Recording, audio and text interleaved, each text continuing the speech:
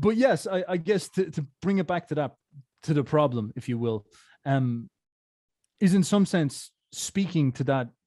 I think it's a very serious question. Like, regardless, maybe even the past, like we can discuss that more. I don't see people awakening with bursts of vital energy and organizing an explosive will to create new institutions and set a new trail forward and all this type of stuff. Like, my fear, it's sort of a review of what I've already said, is that I see, even, for example, you brought up the Christian nations that maybe are resisting so much now, is that it's reactive, it's resistance, it's on the back foot. It's like if you're in a fight, you're after getting punched 10 times, and then you're like, whoa, wait a second, something's gone wrong here, that type of feeling to it. Whereas instead of saying, like, how do we assert that step forward? And every time I find that conversation comes up, and it's specifically interesting to a young guy, you know, maybe I'll wise up and shut the fuck up when I'm older, but it's particularly interesting because it's like you want to put your best foot forward, and you constantly are confronted with things that are actually, I would literally call them demoralizing. Entropy is too strong. Yeah. There's no way that your will can be trusted. And I understand that. Like, I'm not trying to be unsophisticated. Like, there's definitely an aspect of humility that's necessary for a young man to learn. But there's also an aspect, like, take, for example, a great fighter. Like, on some level, he has to sit down and trust himself over everybody, over his coach. He has to say, I'm out here to do this fight by myself. Like, no one's going to come in and save me. No one's going to humble me. No one's going to decide. I need to assert on my own terms, and those people can win and become champions. That's a real reality that happens to some people, not all people, which is interesting. But it's you'd be surprised to find, like, listen, I'm not a fighter, but I think we all have things analogous to fighting in our lives, where there's an aspect where the will takes you a certain spot, and then there's a place where you're carried. And anybody who's had a really creative experience will realize that will goes only a way, and then you're carried and you can't explain it. And then what's acting in you is more than you. And what's acting through you, you can't explain, you can't describe. It's like, and then when you're done, when it's happened, you look back and you think, there was something else going on. Like, I found myself speaking sometimes, talking about something, and then for some reason, everything comes together. Then I say something. And while I'm saying it, it's almost like I'm not even in my body, and I'm looking at myself and I'm thinking, where is that coming from? Like, you never thought that before. How are you saying it? And then all of a sudden you kind of come back, right? And you're like, whoa, what just happened? Like, where did I go? Like, what is this energy that was kind of flowing through me? And I think that that's something that probably all the best sports people, all the best, that they have that experience too. And so it's like, even in the self-willing, there's a place where all of a sudden you're carried into something else. I don't know. I definitely agree. I actually would say, though, that I'm not sure if that's necessarily an incongruence from perhaps what I'm trying to say, nor what you're trying to say either. Like, that could be interpreted 1,000 different ways. Like, maybe that's the Holy Spirit or God himself saying, right, I'm going to reach into this guy and sort of take over because he's been making a mess of it the last couple of weeks or something like this. It's not hostile to you, right? It doesn't feel like it's going against you. It feels like it's just bringing you up, right? It's like pulling you up. I've had that loads of times. I've had these things where it's like, I'll be making a song, for example, and then something I'll just feel something and I'll be like, talk, and it will talk. And then the thing will come out, you know. I think the problem I would have is that I could categorize that. And I'm very careful not to ruin myself trying to categorize all this stuff correctly. I just let it happen. It's probably better I do that. But I would notice it would be like, you could call that an instinct, maybe. You could call that the subversion of the ego by something deeper and more primal and Dionysian.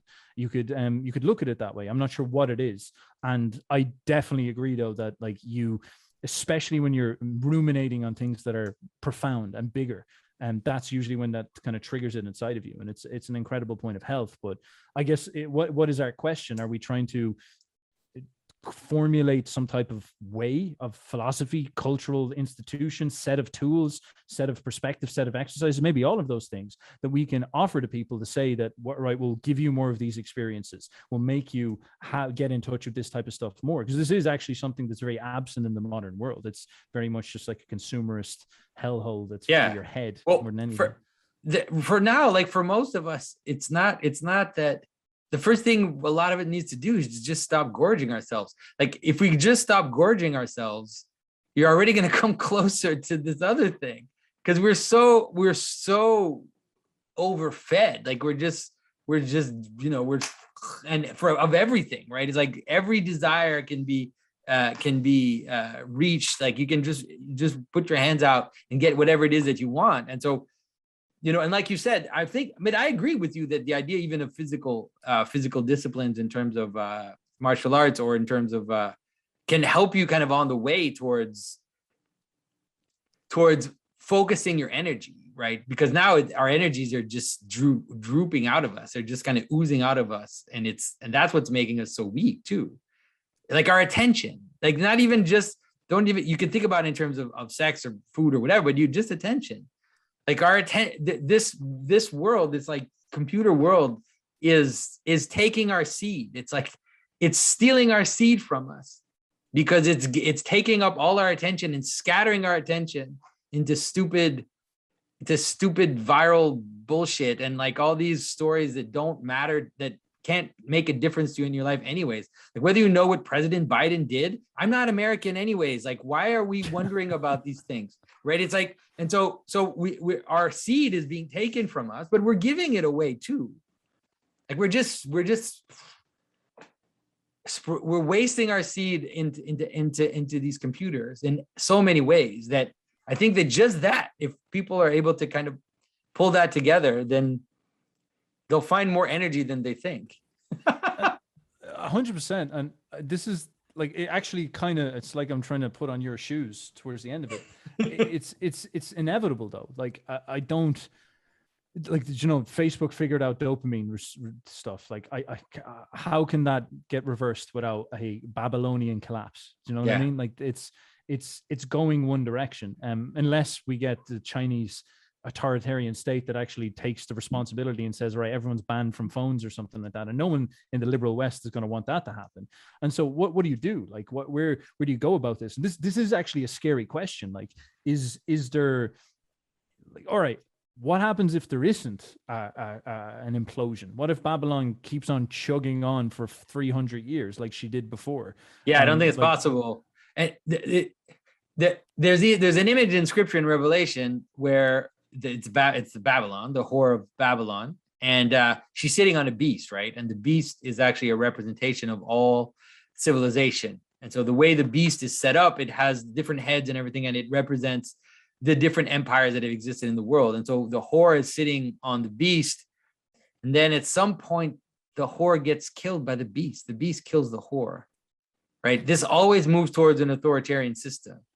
This excess of chaos and of partying and of dilapidation and of wasted seed and energy it can only lead to authoritarianism. Sorry. Yeah, no. Black Phil. Here we go, lads. Have a good evening. Black Phil. It's and I guess, right, we'll say that inevitable is coming to happen. Again, when you're speaking to a young man like myself, like my fears, of course. Yeah. I don't want to sit down and twiddle my thumbs as Rome burns around me.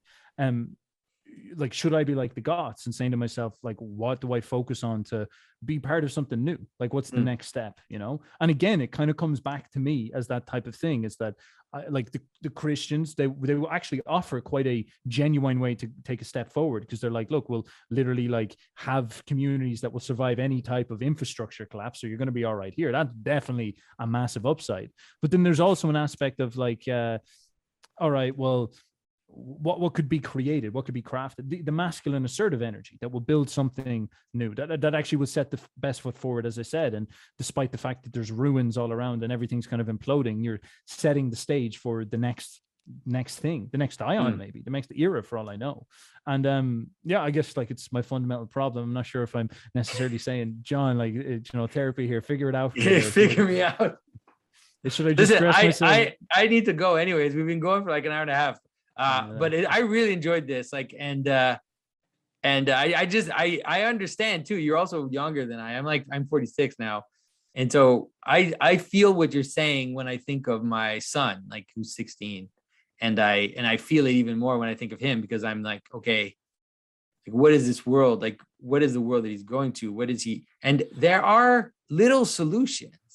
They're not easy, but like, I'll give you an example of my son, right? He's 16. A few years ago, I went to give a carving training in Saskatoon, in Saskatchewan. And when I got there, I met these Catholic families. They all had 9, 10 kids, and they all homeschooled, and none of their kids had phones. And they were just the most amazing thing I've ever seen. All the kids, they all played music.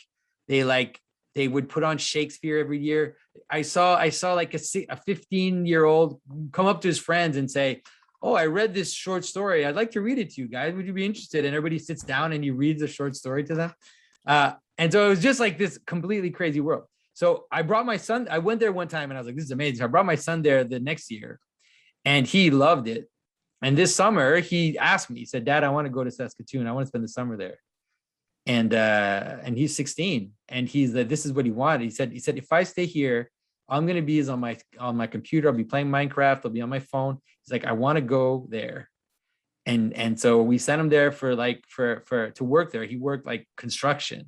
Yeah. And every, twice a week they would have parties with these different families and play soccer and, have square dances. And it was like, this is a real thing that's happening. It's small scale.